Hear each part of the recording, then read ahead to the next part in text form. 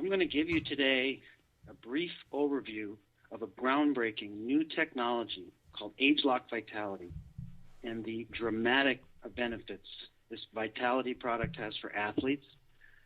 My name is Robert Nagato Needleman. I'm with the Runic Key LLC. We're a partnership, and there's 5 of us, including Amaji and Christian Devine, Robert Spindler, Christine, my wife, and myself.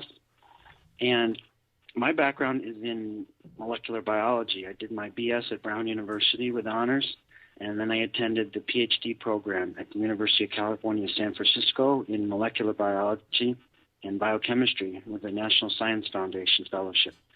And I have been certified as a American Council on Exercise personal trainer. I'm going to move on now and give you a brief overview of what I want to talk about, because this is a very exciting topic. We're going to talk about how energy is produced in the body of an athlete, and a lot of you may already know about this, but I'm going to give just a brief description, which is a background to why age-lock vitality is so powerful. And then I'm going to talk about age-lock vitality, how it affects the mitochondria or the batteries of the cell, the amazing benefits to athletes, and how this is exclusive to Nu Skin. It's patented, and it's uncomparable to anything else on the market. Mitochondria are found in most cells of the body. And you'll see this is a brain cell with a nucleus and the mitochondria.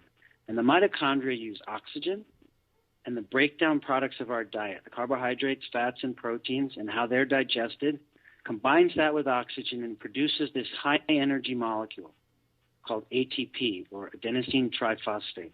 And ATP provides the energy for muscle contraction and most all of the reactions that happen in the human body. So if we look at an athlete's muscle and we get smaller and smaller and we keep looking at it, the bone would be here in the tendon, and then it moves into the striated or skeletal muscle. It gets smaller and smaller, and we get into muscle fibers. These individual muscle fibers have what's called myofibrils in them, very small units of contraction. And you see these little blue mitochondria. They are found in very large number in skeletal muscle, and they provide the energy for muscle contraction. There's another kind of metabolism that happens without oxygen, and it's important to distinguish between these two. It's called anaerobic metabolism. We store in our bodies glycogen, which is a way that our body can store carbohydrate in the liver and the muscle. And when the carbohydrate's needed, the glycogen gets converted or broken down into glucose, and the glucose can then be used by the muscle cells. We're going to compare briefly aerobic and anaerobic energy production. Aerobic requires oxygen and requires mitochondria. In aerobic metabolism, you have a glucose molecule in combination with oxygen and mitochondria producing energy. You get a lot of energy. This is a very efficient energy production. You get 42 molecules of ATP for 1 molecule of glucose. In anaerobic metabolism, you produce energy, but you do not use oxygen. So the stored glycogen in the body is broken down into glucose. In this instance, 1 glucose molecule produces energy, but you only get 4 ATP. It's a much less efficient reaction. It is a faster reaction, which has an important reason. I'm going to show you that in a minute. We also produce lactic acid in anaerobic metabolism, and that's what produces that burning sensation in muscles. We look at a curve here, and this is for maximal exercise, the different roles of energy production systems. The first system that kicks in is this phosphocreatine system, and that gets used up very quickly. At the same time, anaerobic glycolysis kicks in, and that's this curve. And that's still a very short amount of time that system operates. That requires glycogen to be broken down into glucose, or glucose to be present, and then without oxygen, energy is produced. Now, a top highly fit Olympic athlete can maybe go 4 minutes with anaerobic glycolysis. Most people can go maybe 2 minutes. What's the most important thing that I want you to see from this curve is that this line right here is oxidative metabolism. That's using energy. Oxygen and mitochondria are required. And that is going to be the athlete's real long-term energy source. through exercise. And we're talking once you get into many minutes, into hours and hours in marathons. And that's when fat utilization that's used primarily for the material to make energy. And that's very beneficial to an athlete because that means less carbohydrates getting used. So the initial muscle energy demands are too fast. Many people are under the impression that the muscle will use anaerobic metabolism because there's not enough oxygen. What actually is the case is when maximal exercise starts, ATP is being burned so quickly that it needs to be replenished very quickly. And so anaerobic metabolism must be used because oxygen and mitochondria take longer to produce energy, although it's much more efficient. So as soon as the body can switch over and let the mitochondria be the primary energy source in exercise, the better. And the more efficient an athlete's mitochondria are, the quicker they can engage aerobic metabolism for long-term exercise. So the longer you can rely on your aerobic energy system, the longer you can sustain efforts at reduced cost to the body using fuel from fat instead of from carbohydrate. And the aerobic system is loaded with mitochondria, and this powers muscular contraction. Mitochondrial capacity increases with training. This is a very important point. So as an athlete trains, their mitochondria have more and more capacity to produce energy. So moderate training is this bar more than the control that doesn't have training. These are top trained athletes with much higher levels of mitochondrial capacity. And there's an immobilized person, which is even less than control. So that's an important point. Some of the important goals of athletes are to increase their aerobic metabolism utilizing mitochondria. Another important goal is to maximize their glycogen storage. You always want that store of energy. If glycogen gets depleted and then blood sugar starts dropping, a person can experience what's called hitting the wall. Anyone that's had this knows this is not a good experience in competitive sports. It's also not enjoyable at all. The blood sugar stops getting to the brain in a high enough level, and the athlete cannot function in that state. But the studies have also shown that glycogen depletion in long-term exercise also leads to muscle fatigue. So glycogen storage is critical to a high-performance athlete. And another very important goal is to increase your oxygen uptake, and that's denoted as VO2 max. Because the more an athlete can uptake oxygen, the more it can feed that oxygen to mitochondria to power aerobic metabolism. So this begs a couple of obvious questions, and this is another picture, very nice picture of a mitochondria. How do you improve mitochondrial function? Because that's going to be dramatically important to an athlete. What is the difference between younger and older mitochondria? We're going to look at both of those questions. And the answer lies in the expression of mitochondrial genes, which asks the question, what is gene expression? And here's a pretty picture of a chromosome, and different scientists study how genes within the chromosomes get expressed. I'm going to give you a very brief overview of gene expression because it's extremely pertinent to what we're talking about here. Genetics are the basic alphabet of life. So the letters of DNA sequence carry information that code for all the proteins in your body. It's a basic blueprint to make proteins. However, there's a contrast between genes and gene expression, how those genes are used. And an example that's used a lot is hardware versus software. The DNA, or the basic genetics, can be thought of as the hardware of the computer. A simple Macintosh laptop like this. Gene expression is how the genes are used, and that can be a variety of ways.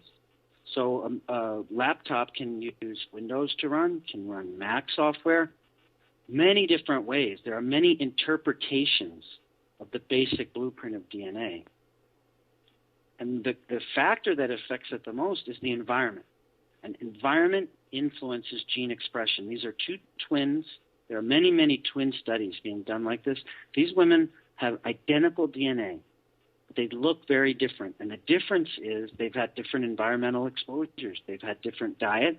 They've had different thoughts and emotions. Everything affects gene expression. When you look at their DNA, this little area is showing that although these women have identical chromosomes, each of those is a chromosome, they're using them differently to express their genes. So gene expression is how a cell interacts with its environment and then chooses what genes to use. Another very strong example here is these are two genetically identical mice. They both carry a mutation called a Agouti mutation. This mouse is expressing the mutation. It makes them overweight, changes the coat color, they make them prone to diabetes, heart disease, cancer. The only difference between these genetically identical mice is that this mouse, when she was in utero, her mother was fed extra B vitamins, extra B12, extra folic acid, and that alone was enough to shut off this Agouti mutation and produce a normal mouse. So there's a lot more to the picture than just the genetics. The gene expression is what matters. This gene has been shut down through environmental influences, so we can't affect the expression of genes. And the same thing's going on in muscles. Every time exercise is performed, gene expression changes occur within the muscle. And as a person trains and trains, these cumulative effects lead to changes in what's called muscle phenotype, or how the muscle expresses its genes. And one of the most prominent is an increase in mitochondrial content, which confers greater resistance to muscle fatigue. This is of utmost importance to an athlete. Now, the age-lock breakthrough that we've had in Nu Skin Enterprises and Pharmanex, which is the supplement branch of Nu Skin, the old paradigm was that aging is inevitable. There's nothing you can do to influence the genes you've inherited. And Time Magazine published this cover article and another one also last year, both were last year, in 2010, Why Your DNA Isn't Your Destiny. That's because gene expression is different from genes that you inherit, the basic DNA blueprint. The new paradigm is that the expression of age-related genes can be influenced and can be influenced back to a more youthful state. And that's what age-lock technology is. And this is where age-lock vitality comes in now.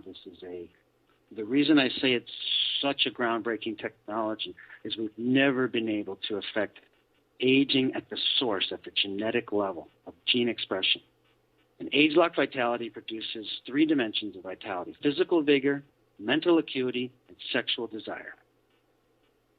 When we look at mitochondrial activity, and many studies have been done on this, mitochondrial activity declines with age by 40% in 61 to 84-year-olds. What we've discovered in age-lock is we have identified and influenced 52 genes that are tied to the function of the mitochondria. These are genes that change with age. We have termed them youth gene clusters because they're groups of genes that over time were once in a youthful state and change with age. What age-lock has been able to do, and specifically age-lock vitality, is to influence those genes so they express themselves in a youthful state, so they express themselves as young mitochondria. Mitochondria are highly concentrated in the brain, the heart, and the muscle. So we see dramatic effects of age-lock vitality on these three areas of the body. The question for me is, how is Nu Skin able to do this? Here's how. It's a huge task. We have 100 PhD-level staff scientists, 3 laboratories. So we're working around the world. There's a lab in Utah. There's 2 labs in China. We have exclusive partnerships. LifeGen Technologies, I'm going to say a lot more about in a minute. Stanford University, Purdue University. We work with over 150 universities in collaborations at Harvard, UCLA, Columbia, Duke, Beijing University, many, many, many, many more. Dr. Richard Weindruck is one of the founders of LifeGen Technologies. He's been interviewed all over the media, CNN, 60 Minutes, CBS, because he is a foremost expert on genes associated with aging, on affecting genes, and causing a reversal of expression of those genes back to a youthful state. And he's done work on what's called caloric restriction. For over 30 years, LifeGen Technologies has studied genes that change with age. So we have a 30-year jump start on any other company because we have this data bank of genes throughout the body that change with age.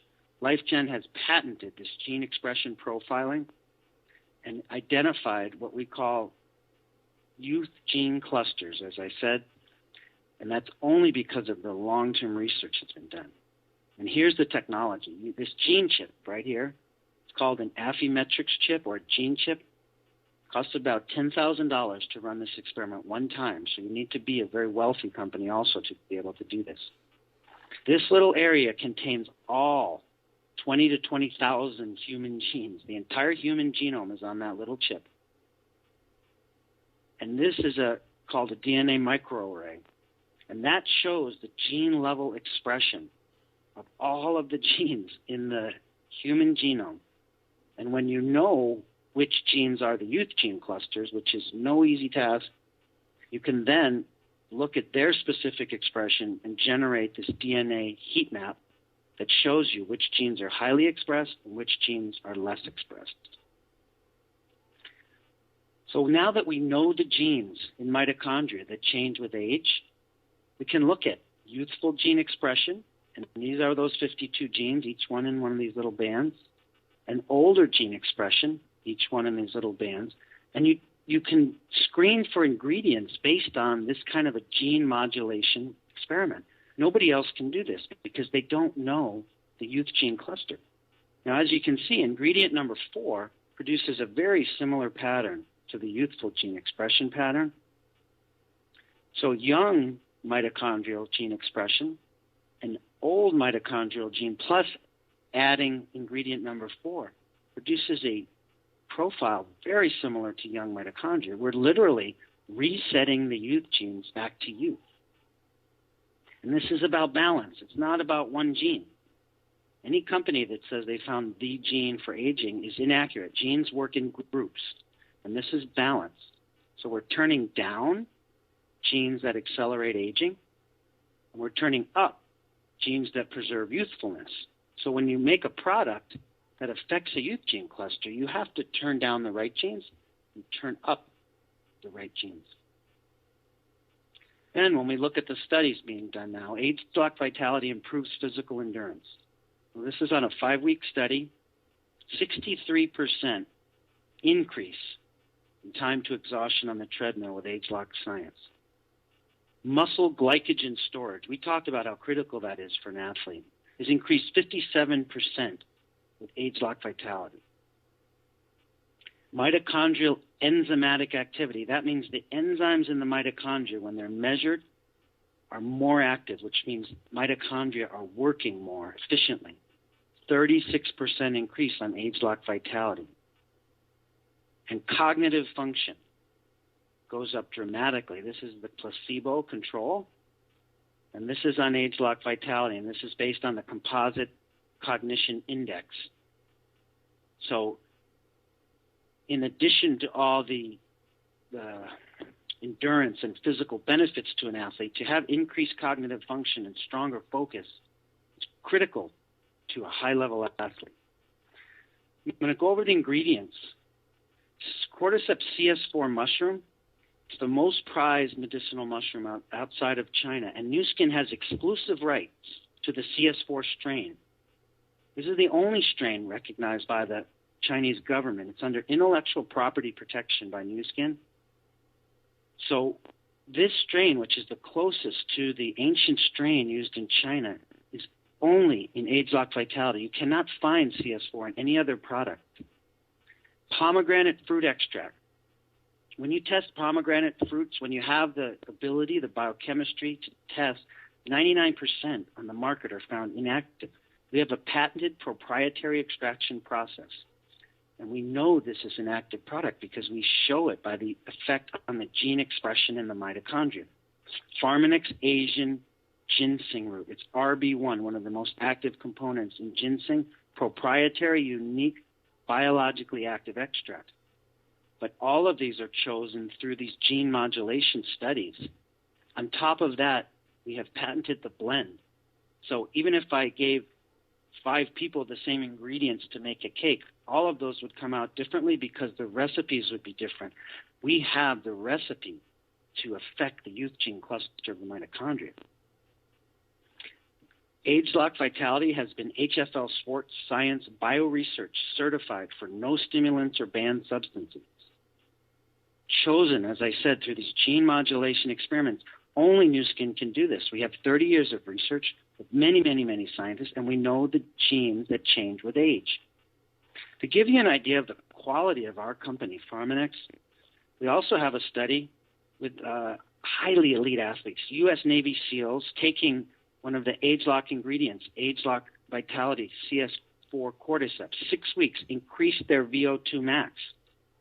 That's a powerful statement. We also showed it increased VO2 max and stamina in the elderly. But the fact that it affects elite athletes is of extreme importance to highly trained athletes in competition. We were also the official nutritional and dietary supplement, vitamin, mineral, and phytonutrient sponsor for the 2000, 2002, and 2004 U.S. Olympic teams. We competed against 500 other supplements. It required extensive testing of our supplements.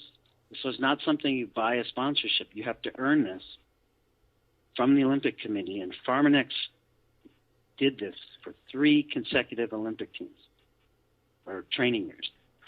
5 Pharmanex products listed in the physician's desk reference. We were the first supplements to be in the PDR. We have a flagship overall supplement called LifePak Nano. It's got over 60 antioxidants, vitamins, minerals, and it's guaranteed absorption of these antioxidants. We have this product as well as 4 others in the physician's desk reference. Our findings are patented. Age-Lock Science has 14 patents, and there's more on the way in multiple countries, either approved or in process, so that no one else can do this technology. This is exclusive to Age-Lock Vitality. I would strongly recommend you take Vitality for at least a 90-day trial period. This is not something you take before a race and then don't take it. This is you take consistently. And the normal dosing is 6 a day. You can do 3 in the morning, 3 later in the day. People break it up differently. But it's something you take regularly because you're influencing the gene expression of your mitochondria back to youth. So I strongly suggest committing to a long trial period and just watch the amazing results. Thank you so much for your time, and we look forward to hearing all of your amazing, amazing stories in your performance, in your training with Age-Lock Vitality. Thank you very much.